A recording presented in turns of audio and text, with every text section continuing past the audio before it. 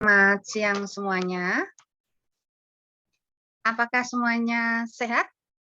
Ya, Sehat, Bu. Kita akan belajar bersama tentang sifat melawan hukum, sebagaimana sudah tercantum di dalam RPS, dan juga sebagaimana materi PPT bahan ajar sudah Bu Arista berikan melalui Sipolin, yang bisa kalian akses sebelumnya, bisa kalian pelajari dulu, sehingga pada siang hari ini kita bisa berdiskusi, kita bisa bertanya jawab, kita bisa mendalami tentang apa itu sifat melawan hukum, dan kalian juga bisa menganalisis, bahkan kalian juga bisa untuk membuat satu pendapat hukum tentang sifat melawan hukum. Oke, kita mulai untuk kuliah pada siang hari ini ya. Saya share screen untuk materi kuliahnya. Kalian bisa lihat di PPT kalian masing-masing yang sudah Bu Arista kirim di Sipolin. Kalau kita berbicara atau kita membahas tentang sifat melawan hukum, kira-kira kalau kalian melihat tayangan di sini ada 4 gambar ini. Nah, di sini ada pertanyaan apa, siapa, dan bagaimana. Kira-kira apa yang ada di dalam pemikiran kalian semua? Yuk.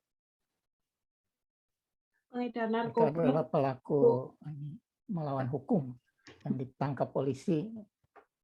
Oke, Mas Dani ya. Perbuatan melawan hukum yang ditangkap polisi. Good. Kemudian Mbak Sri, pengedar narkoba. Oke, bagus. Ada lagi? BAP, Bu. Gimana? Konferensi pers, Bu. Oh, konferensi pers. Oke, Mas Kuko. Konferensi pers dalam hal apa, Mas? Konferensi pers dalam ketransparan pihak kepolisian untuk mengungkap suatu tindak pidana. Dan ini harus disampaikan kepada masyarakat secara luas, khususnya di dalam penanganan dan penegakan hukum di negara Republik Indonesia, Bu. Oke, makasih. Good, bagus. Oke, ya. Mari kita lihat dulu. Kita bicara tentang hoax. Gimana? Menyebarkan hoax, Bu, di berita ini, berita yang tidak benar di media sosial. Ya, sip, Mas Dani. Oke, sebentar nih. Kita membahas dulu. Apa yang telah kalian sampaikan itu semua pendapat yang bagus ya, tetapi hari ini kita akan berbicara bahwa apa yang membuat seseorang sehingga mengalami situasi atau mengalami keadaan yang seperti itu. Nah, apa yang membuat seseorang ya dan perbuatan apa yang dilakukan, inilah yang akan kita pelajari pada siang hari ini.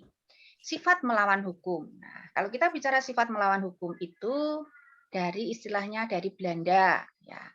Sifat melawan hukum, kalau kita mendasarkan pada beberapa ahli, ini salah satu saya ambil ya dari Molyatno, sifat melawan hukum itu ada 2 macam, yaitu melawan hukum objektif atau berkaitan dengan perbuatannya, kemudian melawan hukum yang subjektif berkaitan dengan segala sesuatu yang ada dalam diri pelaku. Nah, kalau kita rangkai dari apa yang disampaikan oleh Molyatno ini berarti seseorang yang melawan hukum ya, baik dari segi objektif berkaitan dengan perbuatannya, kemudian melawan hukum yang berkaitan dengan sesuatu yang ada di diri pelaku. Berarti di sini bisa dinilai bahwa melawan hukum itu menunjukkan bahwa seseorang itu melakukan dengan niat, dengan sengaja untuk melawan atau untuk melanggar suatu peraturan undang-undang. Nah, sifat melawan hukum inilah yang dijadikan dasar atau dijadikan pedoman bahwa seseorang itu layak dijatuhi pidana atau tidak. Jadi ini adalah unsur yang utama ya. Kemudian sifat melawan hukum. Sifat melawan hukum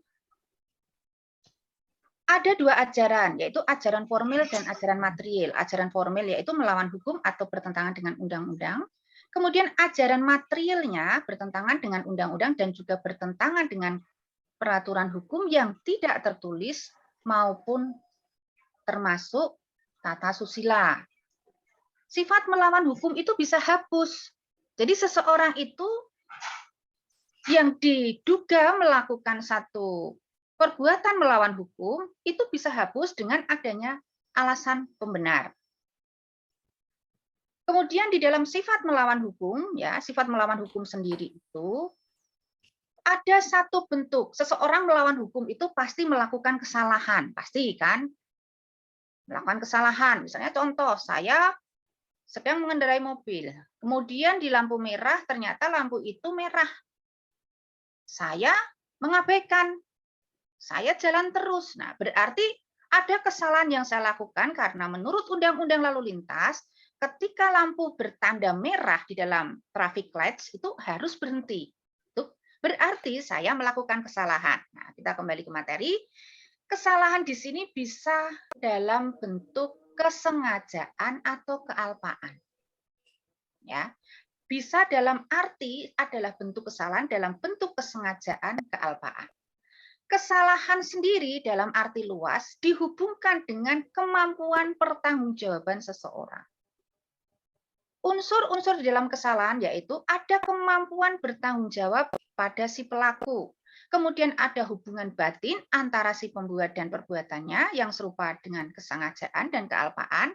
Kemudian tidak ada alasan yang menghapus kesalahan. Jadi tadi kalau disampaikan, kesalahan itu ada alasan pembenar, tetapi unsur dari kesalahan sendiri tidak ada alasan yang menghapus kesalahan, tidak ada alasan pemaaf, tidak ada alasan pembenar. Nah, dalam konteks Bu Arista menyampaikan alasan pembenar itu harus dibuktikan dengan putusan pengadilan, ya, atau dengan ketentuan peraturan perundang-undangan yang berlaku.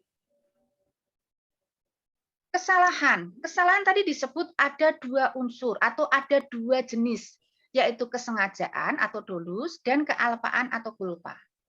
Kesengajaan adalah dalam bahasa Belanda opset, bahasa Inggris intention, atau bahasa Indonesia sengaja atau kesengajaan. Kesengajaan hanya ditujukan kepada perbuatan yang dilarang yang disebut kesengajaan formil. Kesengajaan yang ditujukan kepada akibatnya disebut kesengajaan material. Seperti contoh tadi Bu Arista, di dalam lampu merah, ketika saya berhenti, saya berjalan dalam traffic light yang berwarna merah. Berarti saya sengaja melanggar traffic light. Akibatnya apa? Pasti di dalam traffic light di sebelah sana ada motor yang sudah berjalan, ada mobil yang berjalan. Sehingga karena ada kesengajaan yang saya lakukan mengakibatkan apa? Ada tabrakan. Nah, inilah salah satu contoh ya, contoh yang sederhana bagaimana kesalahan dalam kesengajaan itu dilakukan. Kemudian kalau kesengajaan, ini ada beberapa ya, kesengajaan sebagai maksud, kesengajaan dengan sadar kepastian, kesengajaan dengan kemungkinan terjadi. Kealpaan sekarang. Kealpaan itu adalah unsurnya perbuatan yang dilarang. Akibatnya yang dilarang. Keadaan yang merupakan unsur tindak pidana. Contoh tadi lampu merah. Jelas melanggar atau menjalankan kendaraan di traffic light dalam kondisi traffic light merah itu dilarang. Akibatnya apa? Karena undang-undang mengatakan ada traffic light itu adalah perempatan, di mana kalau yang satu berhenti, pasti dia akan mempersilahkan tempat lain berjalan. Begitu seterusnya, ya. Akhirnya apa? Ada perbuatan yang larang, tidak boleh ketika di jalan yang kamu tempati bertanda merah, kamu tidak boleh untuk berjalan. Akibatnya akan menimbulkan suatu kejadian, akan menimbulkan suatu kecelakaan. Nah, keadaan yang merupakan unsur tindak pidana. Jadi kesalahan itu ada dua hal, kesengajaan dan kealpaan. Di dalam teori kesengajaan ya, ada teori kehendak. Teori kehendak von Hippel di sini mengatakan pelaku kejahatan berkehendak melakukan perbuatan yang dipidana dan dapat dan mempunyai keinginan untuk terjadi akibatnya. Kemudian teori membayangkan dari Frank, sengaja mengetahui kemungkinan yang timbul dari perbuatannya tanpa ada kehendak maksud untuk akibat sendiri. Saya mempunyai kehendak untuk melanggar lalu lintas. Padahal saya tahu kalau lampu lintas merah itu harus berhenti. Saya membayangkan kalau saya melanggar, saya melawan, kemungkinan akan terjadi kecelakaan. Nah, ini adalah yang disebut dengan teori kesengajaan. Nah, ini kita lihat nih. Nanti ya, dari teori kesengajaan itu, dari sini ada pertanyaan enggak? Ya, yuk, ada pertanyaan dulu enggak? Dari sini, silahkan bertanya. Ada, Bu.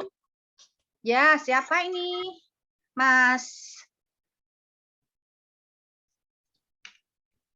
Hugo Budi Santoso, Bu. Budi Santoso. Oke, yuk, apa pertanyaannya? Oh, itu tadi kan ada dibagi cuma sengaja dan tidak sengaja ya, Bu. Ya. Terus kalau yang ada niat, Bu, itu kejahatan yang ada rencana. Sengaja itu masuk pembunuhan, mungkin pembunuhan berencana itu masuk ke sengaja atau sudah bagian tersendiri, Bu?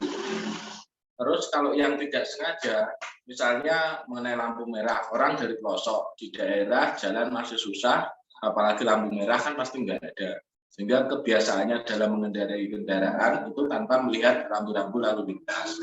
Dan sementara orang tersebut merantau ke kota karena tidak terbiasa melihat rambu-rambu lalu lintas, dia terus saja tidak melihat marka lurus, tidak melihat lampu. Nah, itu ketika ditilang apakah itu masuk dalam pembelaan karena latar belakangnya dari daerah, Bu.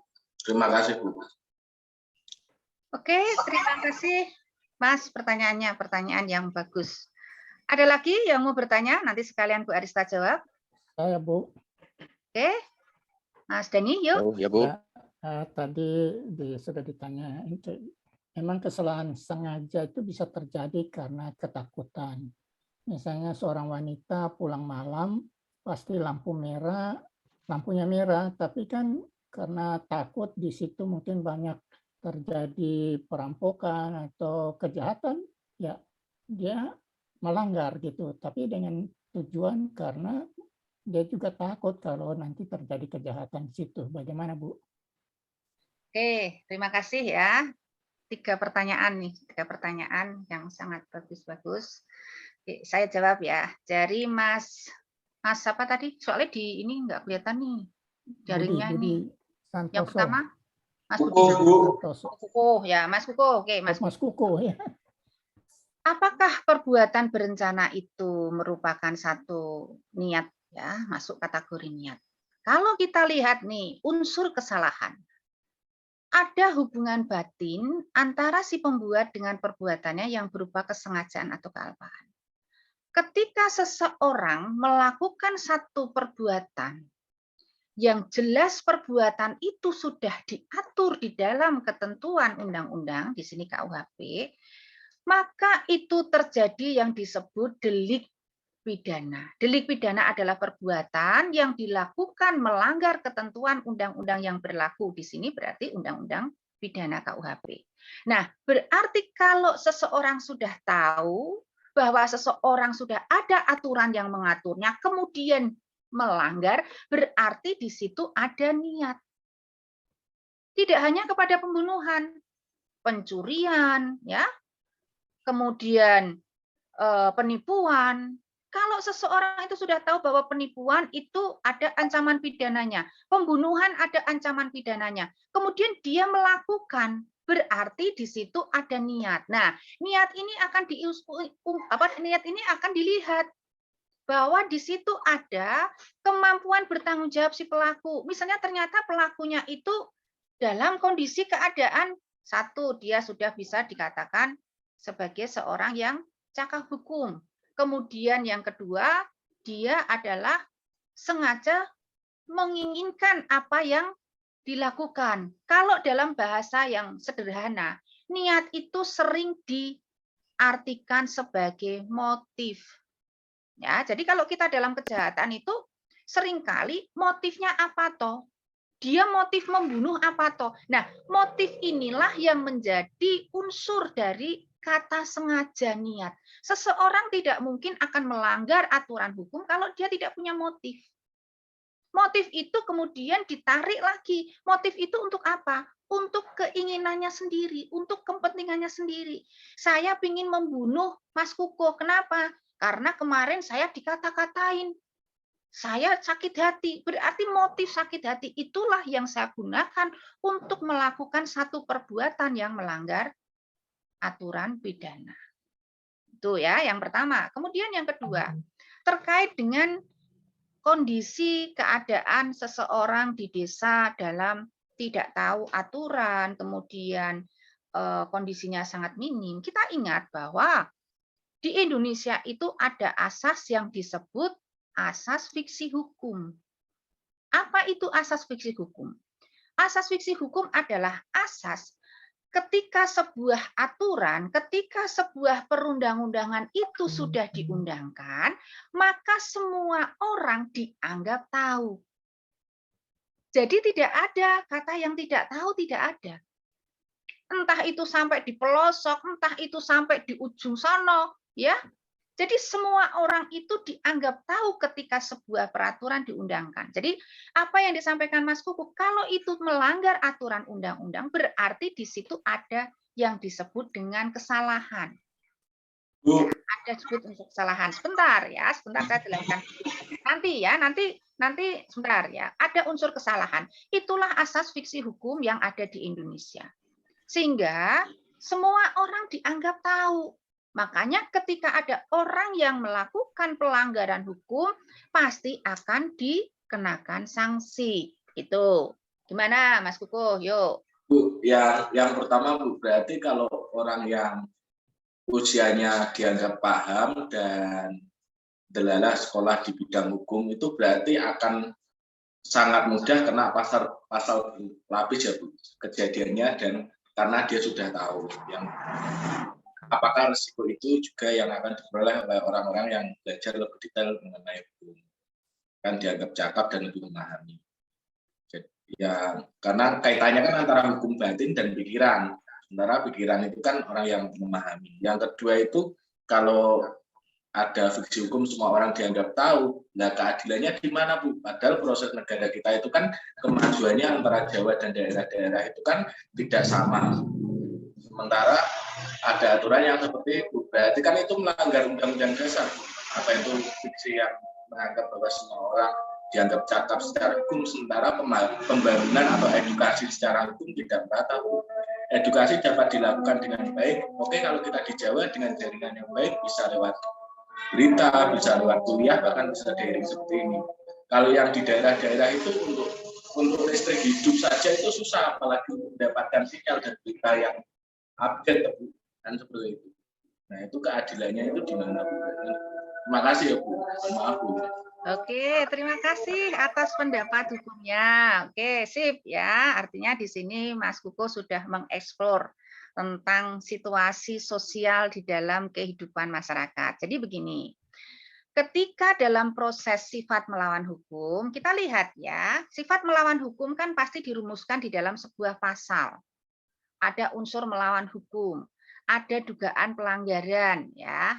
Kemudian dugaan pelanggaran itu ditentukan apakah yang menjadi motif, tadi Mbak Rista bicara motif. Nah, motif inilah yang nanti akan diuji di persidangan, Mas. Jadi di situ nanti ada hakim, kenapa sih si Suto itu kamu sudah tahu lampu merah kok ya kamu tuh melanggar. Mestinya kan kamu berhenti. Nah, pada saat si Suto menjadi terdakwa dia ditanya. Kemudian si Suto menjawab, Pak Hakim, saya kan buta warna, bagaimana saya bisa mengetahui kalau itu lampu merah? Oke, berarti di situ nanti ada dokter yang memeriksa apakah betul si Suto itu buta warna. Atau tadi disampaikan, maaf Pak Hakim, saya itu tidak pernah tahu, tidak ada sosialisasi. Nah, nanti hakim akan memutuskan, akan mempertimbangkan tentang berat ringannya sebuah putusan pengadilan didasarkan kepada kondisi si pelaku tersebut. Berbeda dengan orang yang cakap hukum. Orang cakap hukum pasti tidak bisa mengatakan, Pak Hakim saya tidak tahu kalau itu perbuatan korupsi. Pak Hakim saya tidak tahu kalau itu melanggar undang-undang. Apakah seorang penyelenggara negara bisa mengatakan seperti itu? Kan tidak mungkin. Nah, itulah nanti akan menjadi satu pertimbangan di dalam proses persidangan yang nanti akan ada di dalam alasan yang ini di dalam biasanya itu di sini. Di dalam hal-hal yang meringankan dan masuk ke dalam hal-hal yang memberatkan, Mas. Sehingga nanti putusan hakim berdasarkan semua proses persidangan itu akan bisa memberikan sebuah keadilan. Tetapi pada prinsip utama, sifat melawan hukum seseorang itu menjadi suatu delik ya yang harus dipertanggungjawabkan. Itu ya, Mas Kukoh ya.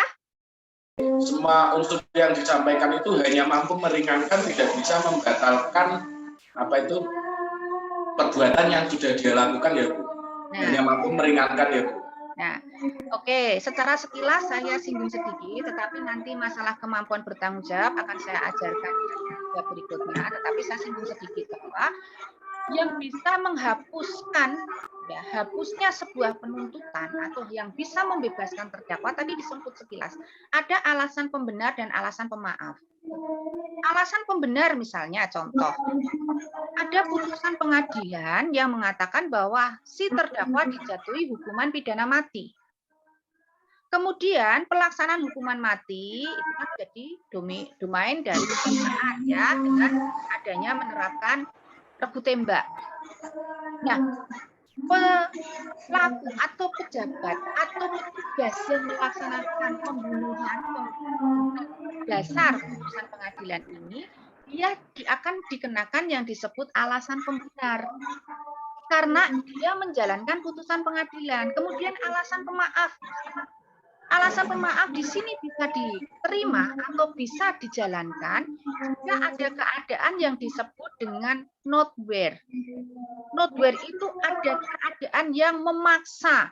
Tetapi keadaan yang memaksa itu harus bisa dibuktikan sedemikian rupa sehingga keadaan memaksa itu muncul. Ternyata dia melakukan situasi misalnya rumah saya dimasuki pencuri.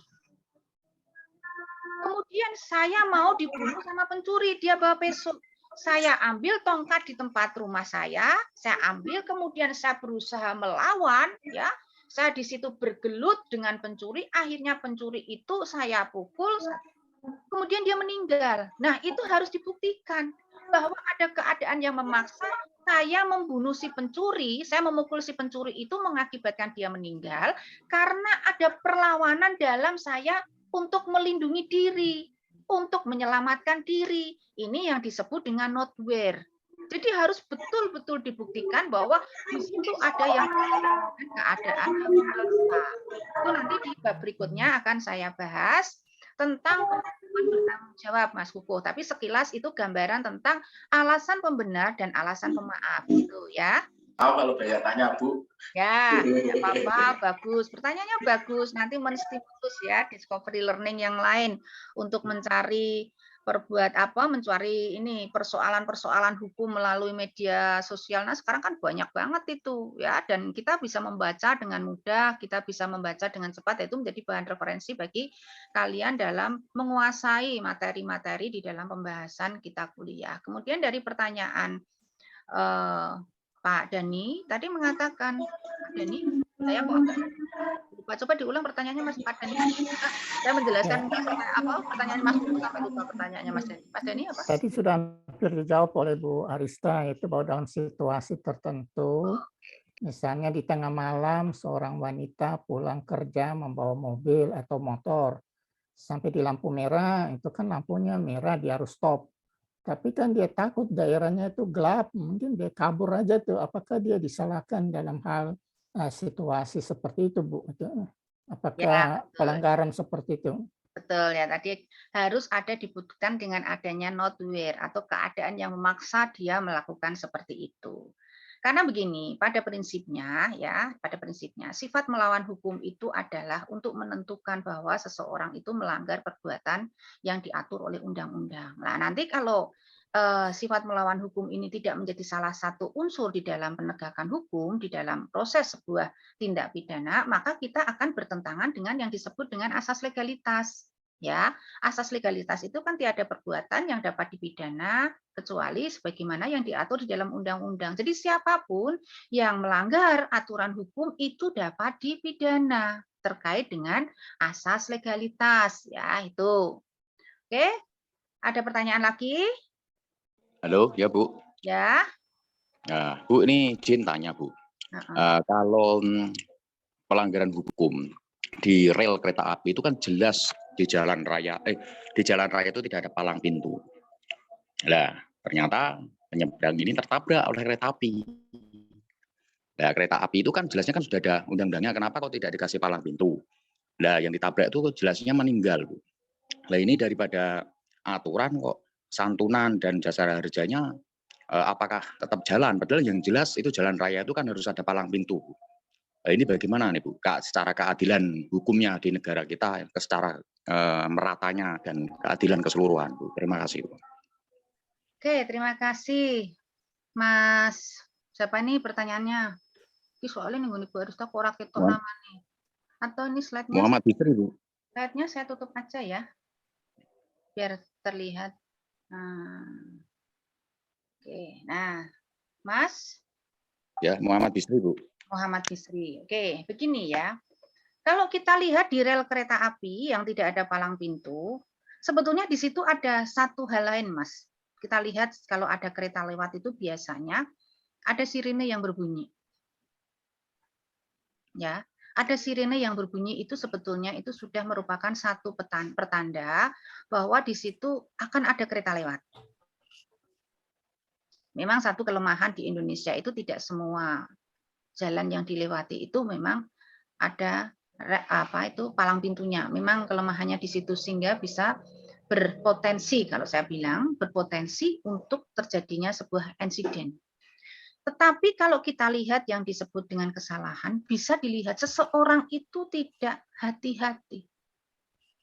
Ketika sirine pintu itu, sirine di tempat itu yang biasa dilewati kereta api sudah berbunyi, ya, itu sebetulnya di situ sudah ada warning. Kamu harus berhenti, akan ada kereta lewat. Nah, tetapi si pengguna jalan itu seringkali, wah, kalau belum dekat banget, berarti masih bisa dilewati. Nah, kehati-hatian inilah yang seringkali mengakibatkan terjadinya seperti itu. Jadi kalau kita bicara, Bu, tidak ada palang pintu, oke betul, tetapi ada pertanda lain yang bisa menunjukkan bahwa di situ akan ada kereta lewat. Nah, ini seringkali nggak dilakukan, padahal sirine itu sudah menyatakan berhenti, akan ada kereta lewat. Memang kalau kita lihat belum terlihat, tetapi seringkali masyarakat sendiri itu tidak sadar hukum. Coba kalau misalnya sudah berhenti sirine itu, kemudian semua pada berhenti tidak harus menggantungkan kepada palang pintu, pasti nggak ada kecelakaan di lintasan itu. Saya yakin itu. Karena apa? Bu Arista lihat sendiri. Ketika saya melewati rel kereta api sudah berhenti begitu, masih saja orang itu nebras. Terus kemudian yang kedua, masih saja yang sudah ada palang pintu aja kadang-kadang sepeda motor itu masih menggok, masih begini. Nah, ngerti-ngerti keretanya sudah ada di depan mata. Udah nggak bisa apa-apa. Nah, jadi ada satu dengan sengaja. Nah, kembali lagi. Ketika seseorang sudah tahu sirine itu bunyi, kamu berhentilah. Tapi tidak. Dia mencoba untuk menerobos. Berarti di situ ada unsur kesalahan. Dia dengan sengaja menerobos itu. Itulah yang mengakibatkan. Nah, kalau kita lihat jasara harja, diatur bahwa kecelakaan tunggal itu tidak mendapatkan santunan. Nah, kalau ketentuan jasara harja memang itu kecelakaan tunggal tidak mendapatkan santunan, ya terus bagaimana supaya kita tidak mendapatkan, supaya kita nggak kecelakaan? Itu sebetulnya filosofinya apa? Supaya kita tuh hati-hati kok. Kecelakaan tunggal tidak mendapatkan santunan. Jadi kita itu diminta untuk hati-hati, berbeda dengan satu cross. Kadang-kadang kecelakaan yang terjadi itu kita sudah hati-hati, tetapi di pihak lain nggak hati-hati. Contoh tadi lampu merah yang Bu Arista contohkan. Bu Arista sudah berhenti ketika hijau, Bu Arista jalan. Loh di ujung sono, wis merah, wis bablas. Nah, akhirnya Bu Arista tabrakan. Beda kan kasusnya. Nah, itulah yang dimau oleh Jasa Raharja terkait dengan kecelakaan-kecelakaan pengaturannya. Nah, nanti kalau kecelakaan-kecelakaan semua diatur harus mendapatkan penggantian, padahal ada unsur seseorang itu diminta untuk hati-hati. Hati-hati itu terkait dengan apa? Taat hukum, sadar hukum. Larinya ke situ, Mas. Gitu ya, Mas Bisri ya. Iya, Bu, tapi berarti dalam undang-undang Kejasarharjaan itu padahal itu sudah tertabrak, dalam arti kan tertabrak kan, entah tertabrak dokar atau tertabrak kereta api. Kalau tertabrak kereta api berarti pasal itu gugur, Bu. Nggak ada sudah tidak bisa dikatakan ada penggantian dari jasa harja kan, sudah diatur dalam undang-undang perkereta apian Indonesia kan gitu, Bu. Ya. Betul. Nah, kecuali kalau misalnya contoh tiba-tiba ada rel kereta api yang keluar dari jalur. Orang tidak tahu ada rel kereta api keluar dari jalur, tidak ada pertanda, tidak apa-apa, berarti itu kelalaiannya bukan dari si pengguna jalan, berarti ada unsur dari si kereta api. Nah, berarti di sini ada cross, karena itu bukan kereta api yang berada di jalur. Jadi kalau kita bicara sebuah perbuatan pidana, itu harus dikonstruksi terlebih dahulu. Apa yang terjadi? Kemudian siapa yang berbuat? Bagaimana cara itu terjadi? Nah, dari konstruksi inilah nanti akan memunculkan yang disebut sifat melawan hukum. Bu, izin bertanya lagi, Bu. Oke, satu pertanyaan ya, karena ini waktunya sudah mau habis. Ya. Nah, oke, satu pertanyaan. Ini pertanyaannya melalui cerita, Bu. Ini ada ormas atau organisasi atau partai politik besar. Nah, di dalamnya ada anggota. Nah, anggotanya itu ada yang mengajukan pinjaman di finance, di pembiayaan. Nah, itu dijual, unitnya dijual, Bu, ke sesama anggota. Cuman dijual melalui makelar. Makelarnya ini bukan anggota dalam satu organisasi tersebut. Nah, pada awalnya sudah diwanti-wanti untuk pembelinya ini melanjutkan angsuran.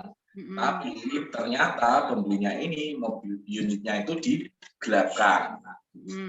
Satu titik terjadi ledakan karena sampai 6 kali tidak diangsur, otomatis ada penagihan.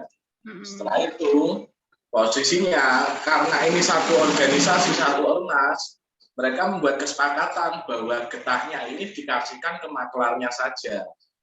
Jadi ketika di dalam akan dikasuskan, nanti yang akan menjadi tumbalnya adalah maklar. Padahal maklar ini hanya memberikan ke pembeli yang menggelapkan tadi.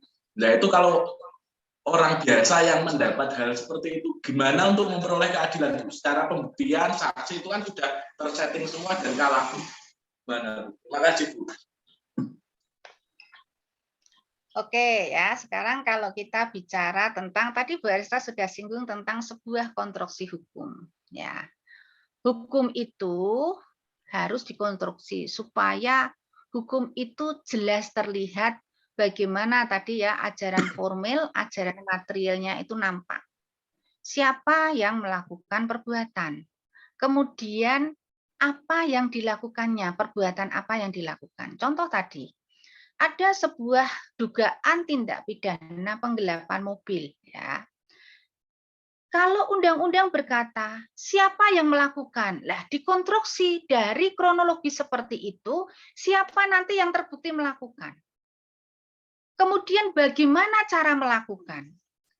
Di luar boleh men-setting, tetapi ketika sudah masuk ke dalam perkara, di situ dibuktikan bagaimana kronologisnya, ada saksi yang diundang, kemudian ada ya pembelaan yang dilakukan. Tentu disitulah menjadi ruang untuk bisa dilihat bahwa cerita yang sebenarnya itu seperti apa.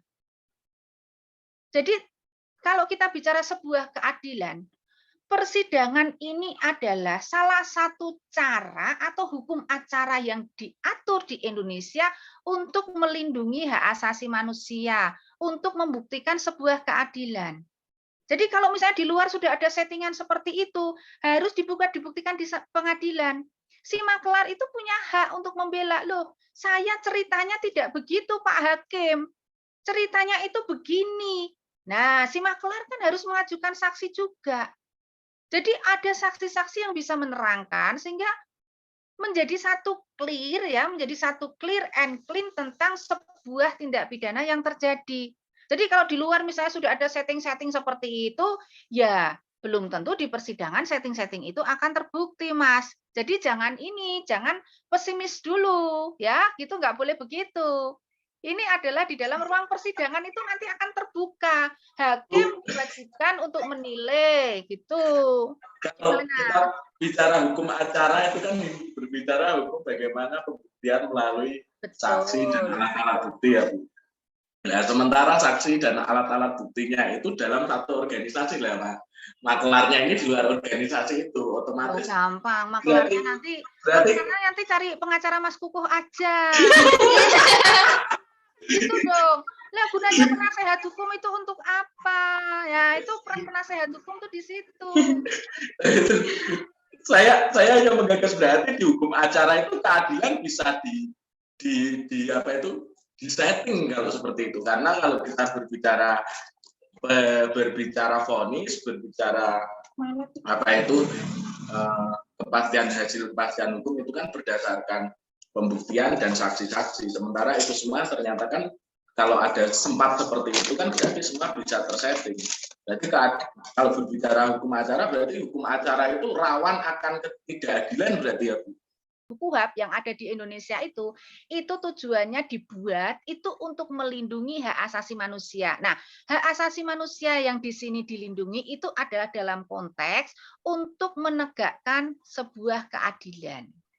Jadi gitu. Jadi hukum acara itu ada proporsional, baik dari si terdakwa, baik si saksi, baik si penasehat hukum, baik si jaksa. Nah, dari apa yang sudah disampaikan sesuai dengan hak-haknya di persidangan, baru bisa dinilai bahwa apakah betul si makelar memang termasuk bagian dari perbuatan pidana itu. Atau apakah betul bahwa si makelar itu tidak terlibat di dalam kejahatan itu? Itu bisa dibuktikan. Jadi kita tidak bisa meng-underestimate bahwa hukum acara itu rawan, tidak, ya. Yang membuat rawan itu bukan hukum acaranya, tapi yang membuat rawan itu oknum. Nah, hukum acaranya ini adalah untuk mengeliminir oknum-oknum yang seperti itu. Makanya kalau ada orang, ya kan kita ada, kalau kita bicara ini ada penasihat ini loh pro bono itu yang penasihat cuma-cuma, kalau kebetulannya orangnya nggak punya penasihat hukum itu bisa mendampingi secara cuma-cuma. Oh, bisa itu. Jadi jangan khawatir. Ada calon-calon advokat yang ada di kelas ini ya. Jadi tenang aja. Semuanya akan dibuat menjadi adil gitu. Oke, ya. Siap. Terima kasih Bu. Oke, ya. Terima kasih. Ya, saya kira cukup untuk pertanyaan pada hari ini. Sangat aktif sekali semuanya dan saya senang sekali Anda sangat ini ya atraktif untuk menyikapi gejala-gejala sosial yang ada di dalam kehidupan. Saya simpulkan untuk kuliah saya pada siang hari ini bahwa kalau kita bicara sifat melawan hukum itu adalah salah satu unsur yang terpenting dalam pengenaan sebuah tindak pidana. Dan sifat melawan hukum itu ada sifat melawan hukum baik dalam unsur objektif maupun subjektif, kemudian ada ajaran formil dan material. Dan karena sifat melawan hukum itu adalah salah satu unsur yang penting dalam tindak pidana, maka berdasarkan asas legalitas tidak ada orang yang bisa dipidana tanpa ada aturan hukum dan tanpa melakukan satu kesalahan. Oke, itu kesimpulan dari saya. Dan kemudian untuk tugas ya, saya berikan tugas kalian untuk dikumpulkan minggu depan dan dipresentasikan. Ada kasus nih, kasus pinjol ini kan lagi keren, lagi tren nih, rame nih. Coba kalian buat analisis tentang kasus pinjol. Apakah dalam kasus pinjol ini ada sifat melawan hukum? Kalau ada sifat melawan hukumnya ada di mana? Itu ya, baik dari unsur objektif maupun subjektif, baik dari ajaran formil maupun material. Nah, analisis kalian buatlah dalam bentuk pendapat hukum yang kalian tuangkan dalam PPT. Minggu depan dikumpulkan dan kemudian dipresentasikan. Jadi Bu Arista ingin mengukur tingkat pemahaman kalian tentang sifat melawan hukum. Ya, silahkan kalian buat kelompok. Ya, si Pen silahkan untuk membagi kelompok dalam tugas ini, dan Bu Arista tunggu untuk dipresentasikan di pertemuan minggu depan. Itu, oke? Dan terima kasih ya. Paham ya untuk tugasnya? Paham, Bu. Oke, ya. Terima Paham, Bu. kasih. Kalau gitu, saya akhiri untuk kuliah pada siang hari ini, dan kita akan membahas pertemuan minggu depan kemampuan bertanggung jawab, ya, kemampuan bertanggung jawab seseorang. Silakan kalian cari referensi, kalian cari materi-materi yang berkaitan dengan tersebut di media online, atau buku ajar Bu Arista juga sudah membahas itu. Silahkan kalian baca, dan seperti biasa PPT akan saya berikan untuk sebelum kita kuliah dimulai. Sekali lagi saya ucapkan terima kasih, dan saya akhiri kuliah kita pada siang hari ini. Selamat siang dan selamat aktivitas.